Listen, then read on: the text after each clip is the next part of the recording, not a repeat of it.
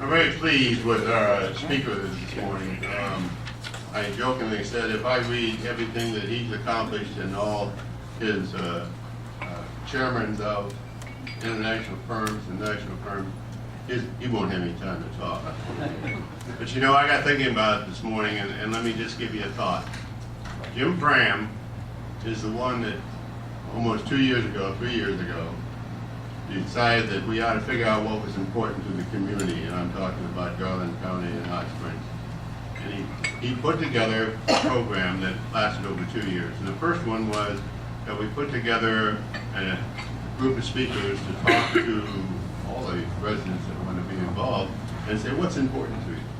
What's the most important thing to you? And we went through a day of presentations, and at the end of that day, the most important thing at that time was transportation. And of course, that got in the format somewhere of the condition of the roads, but also how do we improve the movements within the area. Based upon that, Jim then took the next step and put together the baseline, which is what we use for Pay It Forward. And so, as you know, then we had the presentations and we got a very high approval rate. I worked a plan with the state where they're paying 35, we're paying 30 million. And it's an ongoing thing. In a few years, we'll have that extended expressway with service. So all of us who live in Hot Spring Village owe a big thanks to Jim Fram. He really put that together.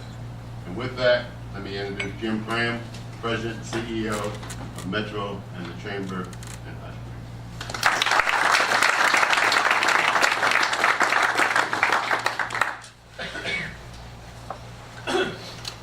Let's see if technology works here. Thank you very much, General Arwood. It certainly was a community effort. And one thing that I learned in the Chamber of Commerce business a long time ago is that those modes of transportation go both ways. And a lot of times the argument we hear when we do a highway or we do a railroad or even when we do something at the airport is it's going to make everybody leave and go away. Well, it really doesn't, because those roads and those pathways, transportation work both ways. What I'd like to do this morning is tell you a little bit about the two organizations that I work for.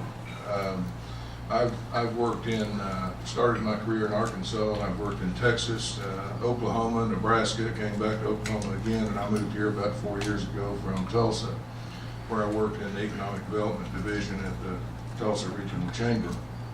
And in larger cities, all of those organizations tend to be separate, but in a community, and I refer to all of Garland County and the surrounding area here at the region as a community, it just makes a lot of sense to share office space and to share equipment and to share qualified staff in organizations that are all impacted in economic development.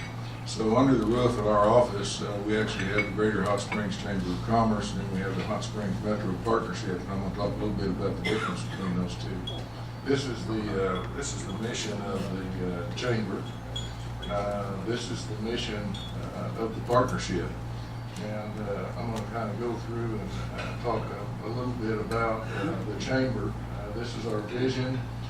These are our core values and our guiding principles, and as you can see, those 5 guiding principles are the things that we use when we're putting our plan together and working throughout the community. The Chamber of Commerce is a private, not-for-profit corporation. The IRS says we're a 501c6. We actually have a policy that we will not accept public funds of any kind. The reason for that is because, and I'm going to talk about this in a minute, we manage a very robust government affairs program. We enjoy representing about 1,000 businesses in Garland County, and our government affairs program basically looks for things that benefit those businesses. And in turn, if those businesses are doing well and if they're making a profit, if they're employing people, and if they're making new capital investment, that's real good for everybody in our community.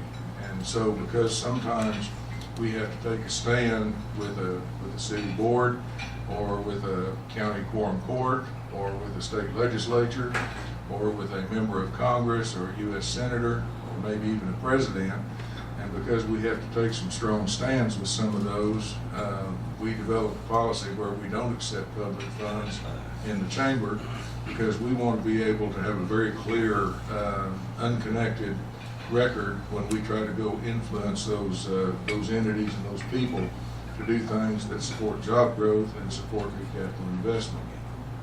On the other hand, the Hot Springs Metro Partnership is funded pretty significantly by government. We get about $100,000 a year from the city of Hot Springs. We get $75,000 a year from Garland County, and even your Property Owners Association here is an investor in the partnership. And the partnership, in spite of what you see in our mission and our goals, really has one purpose, and that is to bring new jobs and new capital investment to this region. And those new jobs and that new capital investment can be from a new company that we might recruit to come to town. It might be from an individual, but most of the new jobs that we're going to talk about, I'm going to talk about some of those in a minute, really come from companies that are already here. And one of the things that I use as a temperature gauge to talk about how we're doing is the number of new jobs and the number of new capital investment that we're able to get from companies that are already here.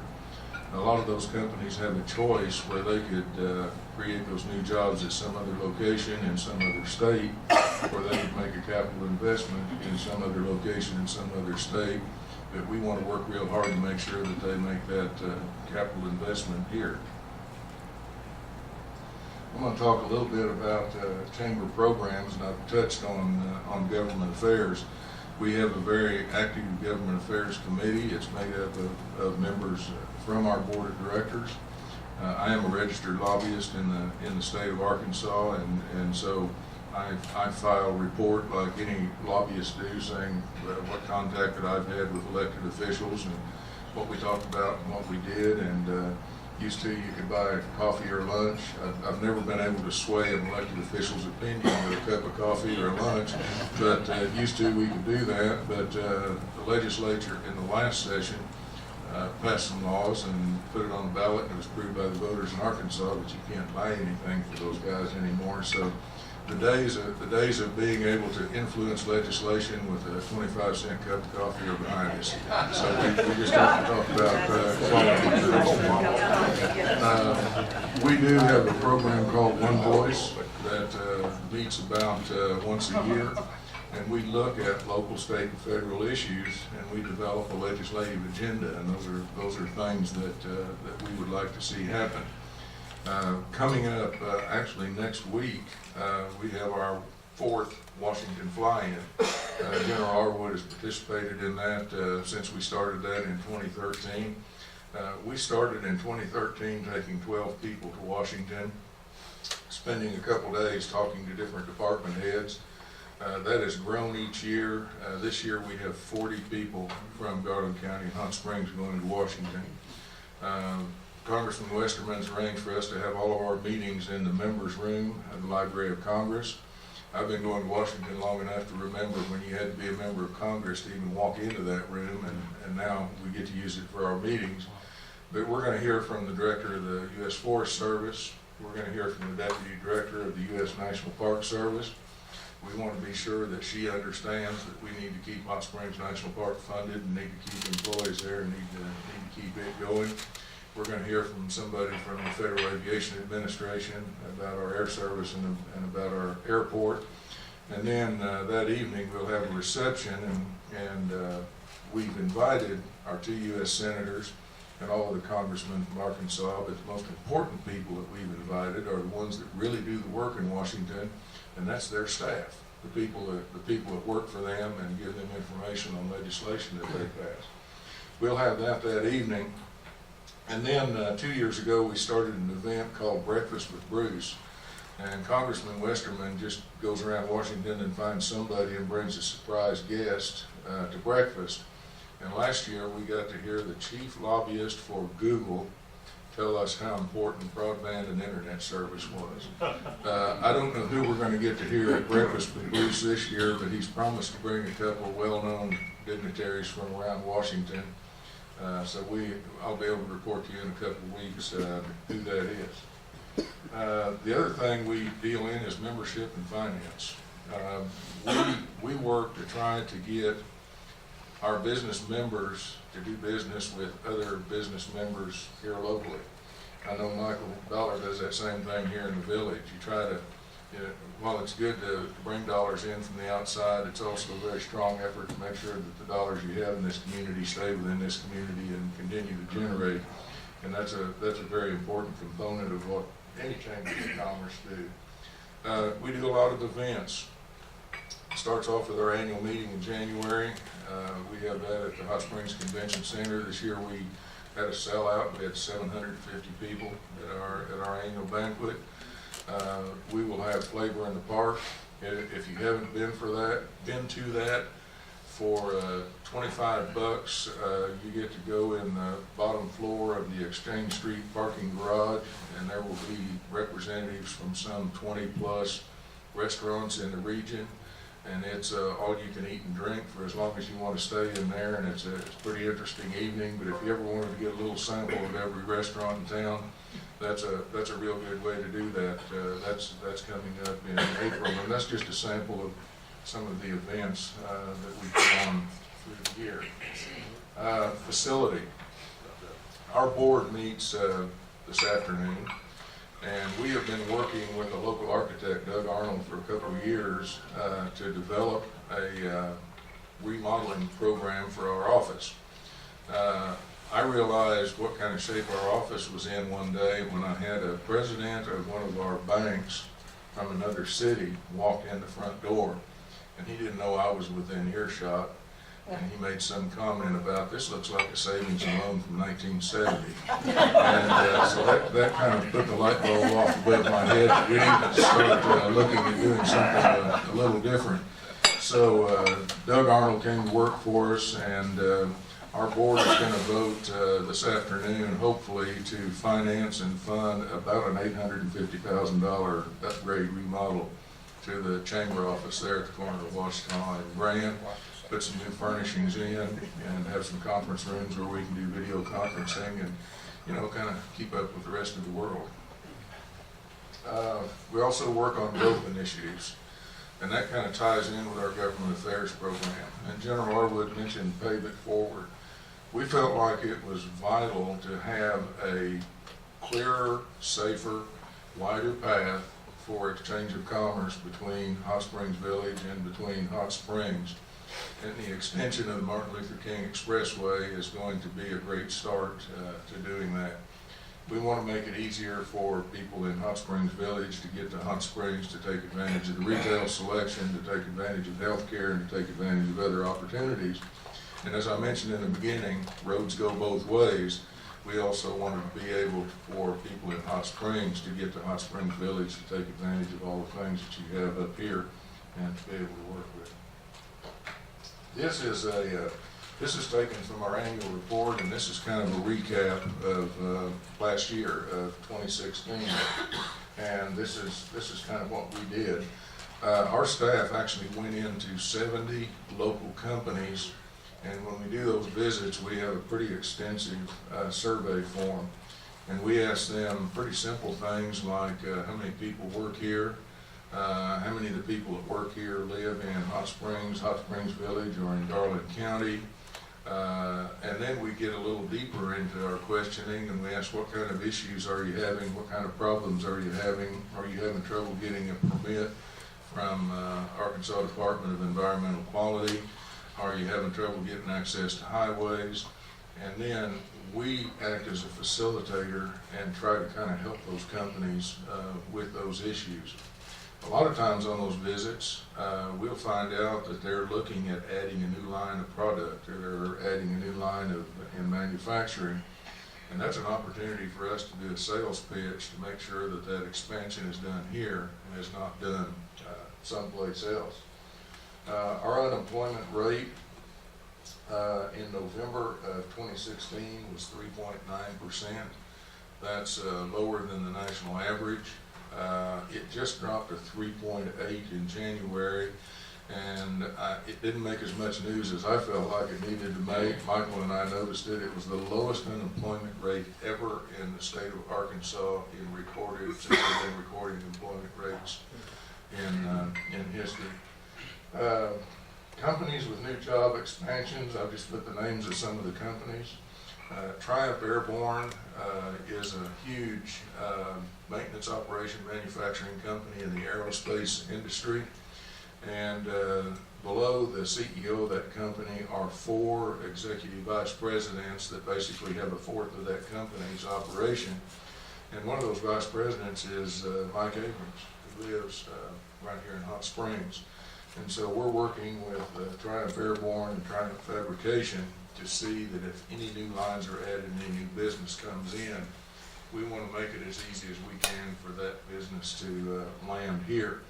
And that project has moved far enough along that the Arkansas Economic Development Commission has actually assigned a project manager to that project.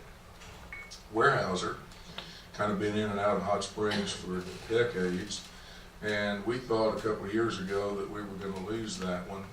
Weyerhaeuser bought a company called Plum Creek, and it kind of changed the structure of the company. But there's going to be an official announcement fairly soon that Weyerhaeuser's Southeast United States headquarters is going to be located on Weddington Avenue right here in Hot Springs, and that's going to be some job growth for us. And those are really the kind of jobs that you want to bring into a community, because compared to the average household income in the community, those salaries are very high and benefit packages are very good. Cobalt Aero is kind of a startup company. It's probably what Triumph Airborne was 30 years ago. It's a guy with an idea and starting to do some work in the aerospace industry, and we're trying to help them. Reynolds Consumer Products, which is about 10 feet over the county line into Hot Spring County, but they're close enough that we still work with them because most of the people that work there live in Garland County. They're doing a $12 million capital investment and adding a few employees. And again, Arkansas Economic Development Commission has assigned project manager to that one. Express Boats in the old Garland County Industrial Park as you go toward Malvern. If you haven't been by there, you ought to drive down the driveway and just see the acres and acres and acres of boats that they manufacture there. And they pull those boats out into a huge parking space that, my gosh, it's got to be 50 or 60 acres, and then they're set there ready to be distributed out to dealers across the country, and they're growing very quickly. Airtech Supply is another aerospace company that is growing, and we have an AEDC project manager assigned to them. I mentioned earlier that I moved here from Tulsa. Tulsa is one of the 4 aerospace job centers in the United States. American Airlines employs 7,000 people.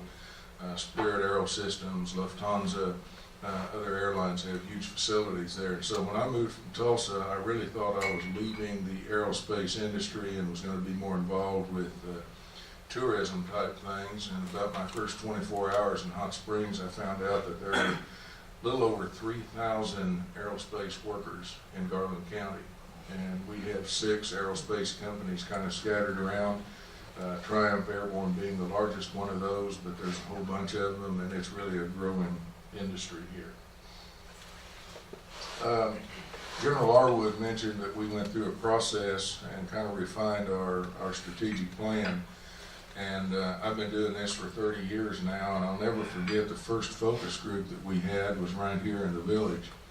And I think it was probably the worst, let me rephrase that, it was probably the strongest thunderstorm we had in the time that I lived here, but we had about 35 to 40 people. It was one of the best attended focus groups that we had. But we ended up having 8 focus groups.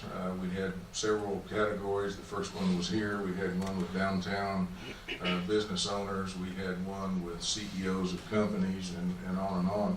The final one was one open to the public that was held at the Hot Springs Convention Center, and we had about 300 people show up. And what we were looking for was thoughts, not from the professional job recruiters, but thoughts from you all. What do you see in the community? What do you want done in the community? What do you see as a strategy for economic development? And this is, I've got a book that's about 40 pages that will really get down in the weeds and give you the details of our strategy. But this is it printed on one slide. And basically, we're going to pursue advanced manufacturing in the aerospace industry and in the plastics industry. Does anybody here not know about Berry Plastics in the Mid-America Industrial Park? The plastic lid on a water bottle or the plastic lid on the new plastic coffee containers are all manufactured right here in Mid-America Industrial Park. The last time I was at Berry Plastics, they had, I think it was Folgers, one of the coffee companies, they had some people in that they were doing a contract to do the lids on the top of all of those. Healthcare, we were talking here at the table earlier between National Park Medical Center and CHI St. Vincent Hot Springs. We have arguably two of the biggest, most well-equipped, best staffed medical centers in the state of Arkansas. What we have here would rival what is available in Little Rock and what's available in Northwest Arkansas. And we serve a constituency for healthcare probably in the complete southwest quadrant of the state. Last year, National Park Medical Center completed a $35 million heart center. CHI St. Vincent negotiated a partnership with Health South for a physical therapy center, and we're going to continue to try to help both of those organizations find other organizations, other entities, other things that they can partner with to increase those services going forward. We enjoy a broad selection of retail. If you go anywhere in the United States, you won't find a city of 35,000 people that has a Sam's Club or a Bed Bath & Beyond or a Dick's Sporting Good or any of those type stores. The reason that retail selection is here in Garland County is because of the 3 million tourists that we have come in each year. Retail developers work off what they call a template. And for example, one of the I'm going to head off a question that I'm going to get here in a minute. The question I get asked the most is, when are we going to get a Target store? Well, I have met with the Vice President of Real Estate for Target several times in my career, and I think I can tell you with some certainty that Hot Springs will get a Target store when our household income grows by about 30%, because our household income is too low to fit in Target's template for where they want to build stores. And every retail developer has a template of one or more items that they have to meet before they will come in and do that development. So another component of our economic development program is we're going to try to identify those templates with various retail outlets, and we're going to try to expand that retail selection. Then a new phenomenon because of the internet is most businesses you can conduct from anywhere you want to be. As long as there's internet service, as long as there's a phone line, you can do business from just about anywhere. One of the guys on our staff, who I think has spoken to your group before, Cole McCaskill, has a friend that works for Google. Google is headquartered in San Jose, California, or Palo Alto. And this guy works for Google, but he lives in Hot Springs, and he flies to California about twice a year for a meeting. But the rest of the time, he's on a computer in his bedroom working from right here. And so one of the other things that we're going to try to do is identify information technology, customer service, and financial operations that can be done from anywhere, and try to make our community a place where those people would want to live. I just got to my last slide. So that he doesn't have to use the hook, I'm going to open it up and try to answer any questions that you might have.